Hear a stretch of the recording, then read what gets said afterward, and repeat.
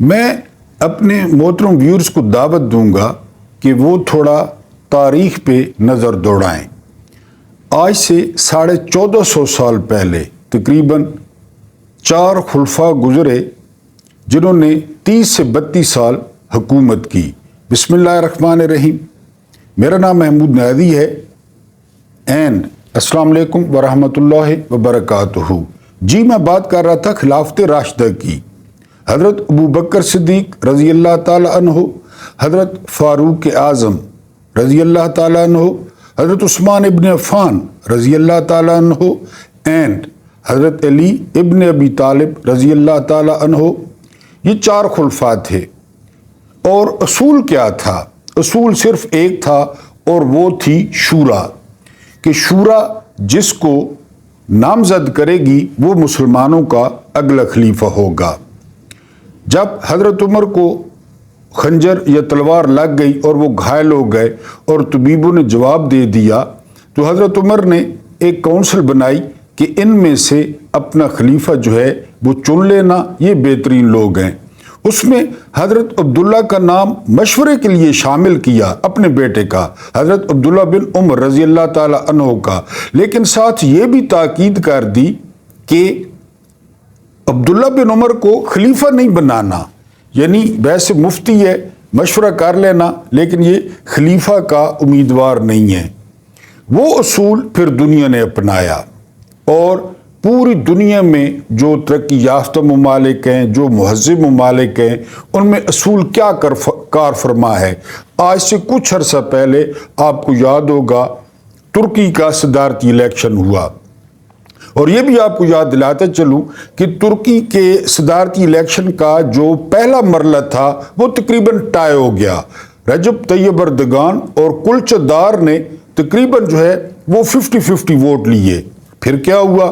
کوئی رولا نہیں، کوئی رپا نہیں، کوئی لانگ مارچ نہیں، دوبارہ پولنگ ہوئی اور دوبارہ پولنگ کے نتیجے میں رجب طیب اردگان وہ صدر منتخب ہو گئے، کلچ دار گھر چلے گئے۔ اللہ خیر صلاح۔ آپ اس وقت ترکی کی صنعت کا، آپ اس وقت ترکی کے ریزروز کا اندازہ لگا لیں یا گوگل کر لیں۔ میرا خیال ہے یہ تیسری ٹرم ہے رجب طیب اردگان کی۔ وائے؟ کیونکہ لوگوں کی پسند ہے جی، لوگ اس کو پسند کرتے ہیں، لوگ چاہتے ہیں کہ وہ ان کا وزیر اعظم ہو، پہلے صدر تھے وزیر اعظم ہو۔ اللہ خیر صلاح۔ اس میں کوئی اتنا الجبرے والی کون سی بات ہے کہ آپ اس میں جو ہے نا وہ الجبرا جو ہے وہ نکالتے پھریں۔ لیکن یہاں جب سے وہ 16 مہینے کت خانہ رہا پی ڈی ایم، اس کے بعد ان کی ایکسٹینشن، یہ 4 حکومتیں اور کاکڑ یہ آئے، یہ ایک پارٹی کو دیوار میں چننے کے لیے سارے کام کر رہے ہیں، اور انہوں نے کیا کچھ نہیں کیا۔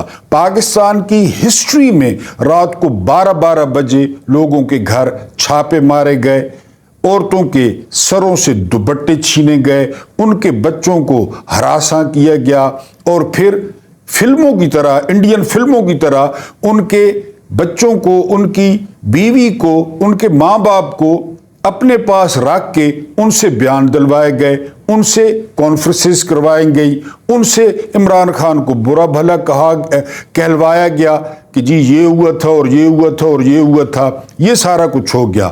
لیکن اس کے باوجود رانا مبشر صاحب بڑے باخبر صحافی ہیں، انہوں نے ٹویٹ کیا ہے کہ الیکشن کمیشن وہ پٹیشن ڈالنے جا رہا ہے سپریم کورٹ میں کہ وہ 8 فروری کو الیکشن نہیں کرا سکتا۔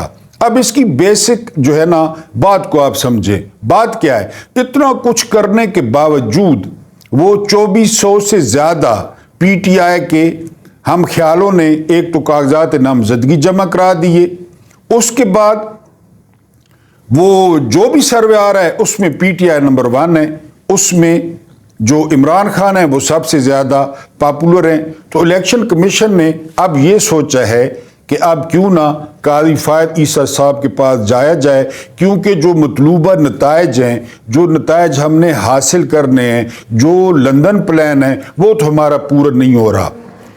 تو پوری دنیا میں وہ جگ ہنسائی کا باعث بن گیا ہے یہ ملک. یعنی آج صرف جو ویژول گئے ہوں گے ایک سابق وزیر خارجہ کے، ایک بزرگ سیاستدان کے، کہ جیل کی حدود میں، یعنی پولیس کے پاس کب سے اتنا اختیار آ گیا کہ جیل کی حدود سے وہ ایک سابق وزیر خارجہ کو اور 2 دفعہ سابق وزیر خارجہ کو وہ دھکے مار رہی ہے، وہ دھکے مار کے گاڑی میں بٹھا رہی ہے. یہ 50 روپے لینے والے پولیس والے، یہ 500 روپے لینے والا SHO، اور یہ کس کے آرڈر کو وائلیٹ کر رہے ہیں؟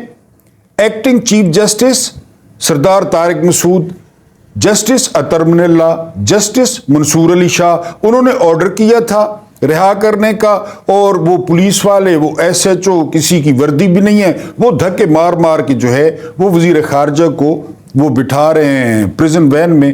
تو یہ دنیا کے سامنے کون سا چہرہ جو ہے وہ پیش کرنے کی کوشش کی جا رہی ہے؟ اور اہم سوال یہ ہے کہ آیا پولیس کی اتنی جرت ہے کہ پولیس ایسا کر سکے؟ اور پھر اب جب کچھ نہیں بن پڑا تو اب آپ دیکھ لیں گے 1-2 دن میں کہ الیکشن کمیشن سپریم کورٹ میں ریٹ دائر کرے گا کہ ہم 8 فروری کو الیکشن نہیں کروا رہے کیونکہ مطلوبہ نتائج حاصل نہیں ہو رہے. اس کے بعد نواز شریف، ہر کسی کو دیوار میں چنا جا رہا ہے. وجہ ہر کسی مین کے PTI، وجہ کہ جی وہ نواز شریف کو ہم نے لانا ہے. کیوں لانا ہے اس کو کوئی نہیں پتا.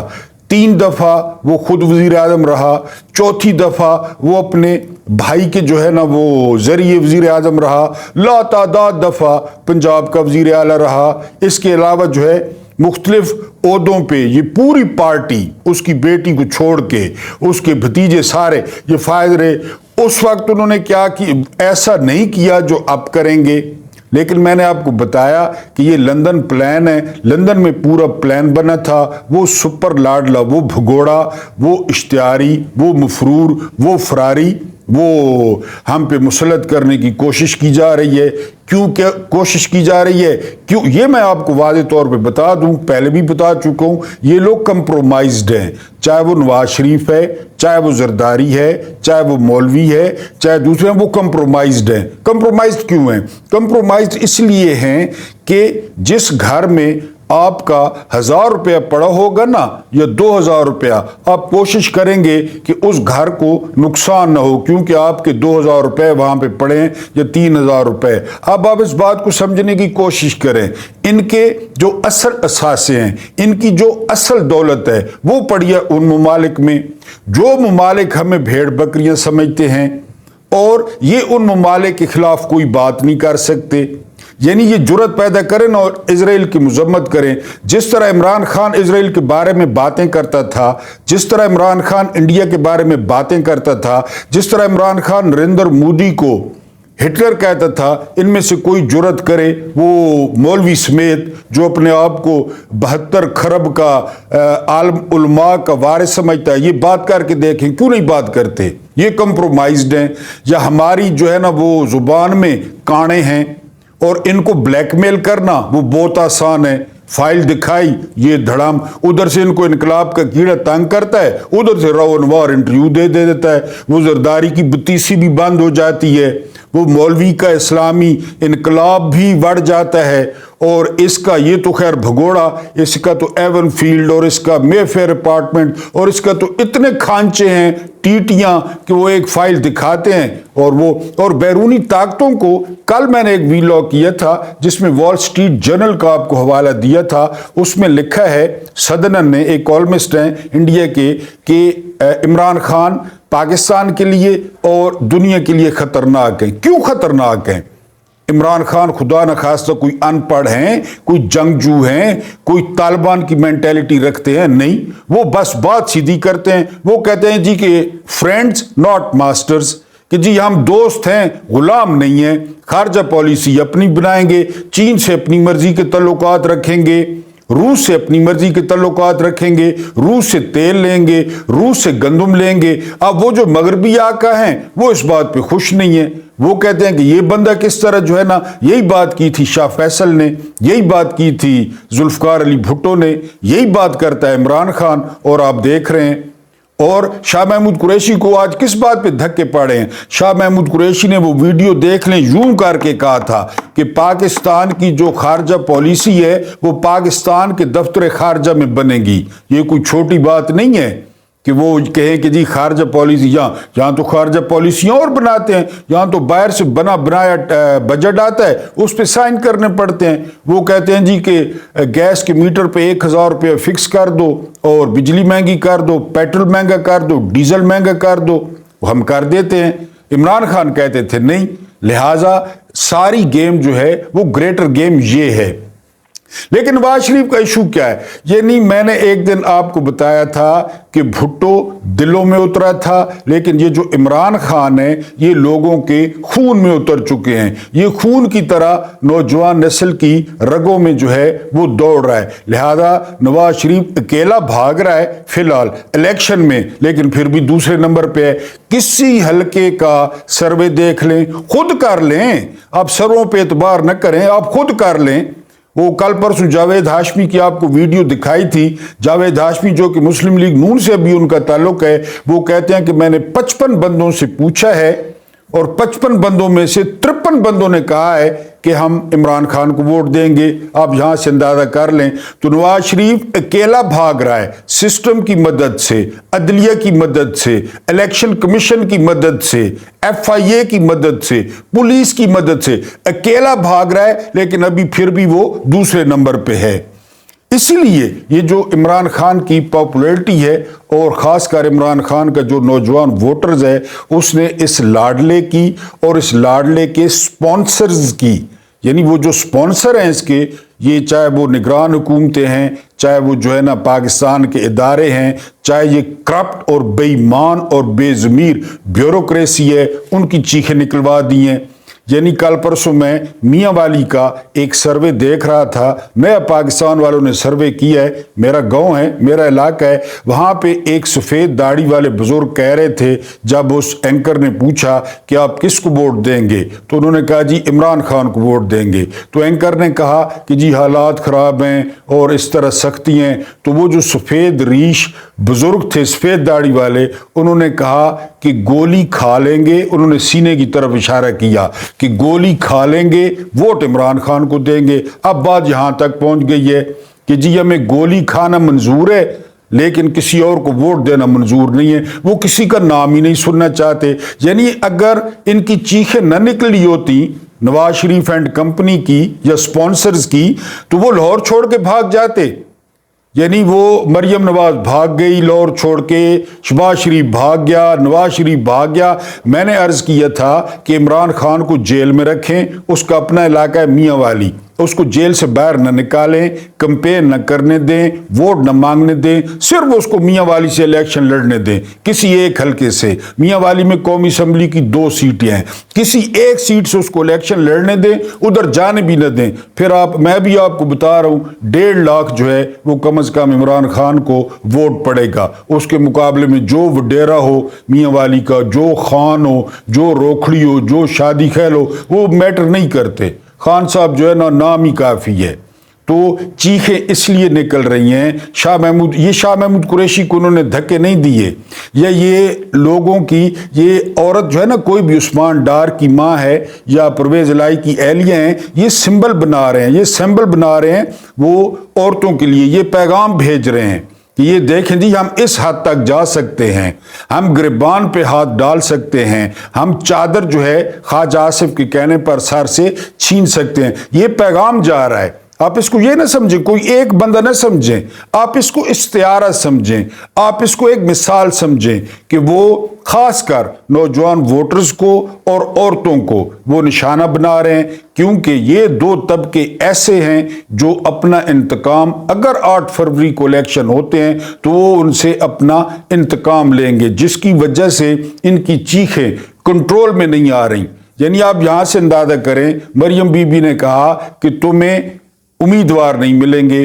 वो जो फैसल वाडर साहब हैं जो आजकल किसी और की बीन बजा रहे हैं, वो कह रहे थे कि इमरान खान दरवाजे की तरफ देखते रह जाएंगे اور ٹکٹ لینے والا کوئی نہیں آئے گا۔ یہ جو 2436 کا فگر آ رہا ہے نا، یہ بھی کم بتایا جا رہا ہے عمران خان کے ٹکٹ کے لیے یا اس کی امید میں۔ آپ یقین کریں 2000 میں کل آپ کو انشاءاللہ فگر دوں گا، کہیں زیادہ ایسے تعداد جن لوگوں نے کاغذات جمع کرائے ہیں اور ان کے ذہن میں کہیں نہ کہیں ہے کہ جی شاید ہمیں جو ہے نا وہ ٹکٹ مل جائے، ہم پہ قسمت مہربان ہو جائے۔ لوگوں کے کاغذات جس طرح یہ مسترد کر رہے ہیں، یعنی وہ جو لائف ٹائم نااہل ہے نواز شریف، اس کے کاغذات منظور کر لیے گئے ہیں، اور باقی آج مشتاق غنی کے جو ہے نا مسترد ہو گئے ہیں، زرتاج گل وزیر کے مسترد ہو گئے ہیں، اور ان کو اتنا اعتماد ہے جسٹس قاضی فائدی صاحب پہ کہ 2 یا 3 جنوری کو کیس لگے گا اور قاضی فائدی صاحب نواز شریف کو اجازت دے دیں گے۔ لیکن کچھ بھی کر لیں، ایک دن پہلے کہا تھا کہ ووٹرز کا کیا کریں گے، پولنگ ڈے پر کیا کریں گے، گولیاں ماریں گے، شناختی کارڈ چیک کریں گے، لوگوں کو گرفتار کریں گے۔ یہ خیر کر بھی سکتے ہیں، لیکن میرا جو تجزیہ ہے وہ یہ کہ 8 فروری کو بہرحال الیکشن ہوتے نظر نہیں آ رہے، کیونکہ کوئی نسخہ کام نہیں کر رہا اور وہ لاڈلا اکیلا دوڑ رہا ہے، پھر بھی دوسرے نمبر پہ ہے۔ آخری بات ہم کرتے ہیں کہ 1971 سے 1977 کا اس دن میں نہیں کہہ رہا، ذکر کیا جسٹس اطہر من اللہ نے۔ میں 2 آپ کے سامنے اقوال زرعی رکھنا چاہوں گا۔ ایک جو ہے وہ قول زرعی ہے لیفٹیننٹ جنرل ٹکا خان کا۔ ان کو جب مشرقی پاکستان میں شکایت ملی بلوے کی، جھگڑے کی، تو ٹکا خان کا جواب تھا وی وانٹ بنگال ناٹ بنگالیز، کل دیم باسٹرڈز۔ یہ لائن تھی۔ اب آپ نے اس کا ترجمہ خود کر لینا ہے، کیا مائنڈ سیٹ تھا، آپ کے مائنڈ سیٹ کو بھی ذہن میں رکھنا ہے۔ دوسری مثال آپ کو دوں، اس وقت کے سی جی S chief of general staff lieutenant general Abdul Hamid Khan, جب الیکشن ہو گیا، بریگیڈیئر صدیق سالک صاحب لکھتے ہیں میں نے ڈھاکہ ڈوبتے دیکھا میں الیکشن ہو گیا، رزلٹ آ گئے، عوامی لیگ نے جھاڑو پھیر دیا مشرقی پاکستان میں، اور ان کی سیٹیں کہیں زیادہ تھیں پیپلز پارٹی سے، جو پیپلز پارٹی نے مغربی پاکستان میں حاصل کی، یہ جو اب پاکستان ہے۔ تو فوجیوں کا اجلاس ہو رہا تھا، تو وہاں پہ ایک جونیئر افسر نے وہاں پہ پوچھا کہ سر واٹ نیکسٹ، اب کیا ہوگا؟ تو وہاں پر سی جی ایس نے جواب دیا کہ بے فکر رہو، ہم ان کالے حرامیوں کو اپنے اوپر حکومت نہیں کرنے دیں گے۔ یہ اس وقت کے سی جی ایس کا فکر ہے۔ تو جھاکت اترا ہوا ہے، یعنی 1971 اور 77 جھاکت اترا ہوا ہے۔ اگر وہ حالات پیدا ہوتے ہیں جن کا ذکر اطہر من اللہ نے کیا ہے، اور وہ حالات پیدا کیا ہوتے ہیں، پیدا ہو گئے ہیں، یعنی آپ بالکل کسی طور پہ آپ فری نہیں ہیں کہ آپ کہیں کہ آپ ایک آزاد ملک میں جو ہے نا وہ رہ رہے ہیں، کیونکہ اسرائیل کے خلاف وہ سارے ملکوں میں مظاہرے ہو رہے ہیں، امریکہ میں، برطانیہ میں، ہر جگہ، یعنی اور وہ ملک ٹھیک ہے جی مظاہرہ لوگ کر رہے ہیں تو کر رہے ہیں، ٹھیک ہے، یعنی یہاں پہ آپ اکٹھا ہو کر دیکھیں، وہ کہیں گے نہیں یہ کیونکہ اس کے اسرائیل کے خلاف مظاہرہ ہے تو یہ پی ٹی آئی کے لوگ ہوں گے، کیونکہ نون لیگ تو اس طرح نہیں کرے گی، اسرائیل کے خلاف مظاہرہ نہیں کرے گی، مولوی تو نہیں کرے گا، یا پیپلز پارٹی تو نہیں کرے گی۔ اگر آپ اسرائیل کے خلاف مظاہرہ کرنا چاہتے ہیں یا آپ کا دل ہے تو وہ بھی نہیں کر پائیں گے۔ اس کو آزادی کہتے ہیں، اس کو زندگی کہتے ہیں۔ وہ ایم پی اوز کی لعنت جو ہمارے گلے میں فٹ کر دی گئی کہ ڈی سی وہ ایک 2% کا ڈی سی، یعنی آزادی کے مقابلے میں کمپیئر کر رہا ہوں، ویسے تو ڈی سی یہاں پہ خدا ہیں، لیکن آزادی کے مقابلے میں وہ 3 ایم پی او جاری کر دیتا ہے کہ پکڑ لو۔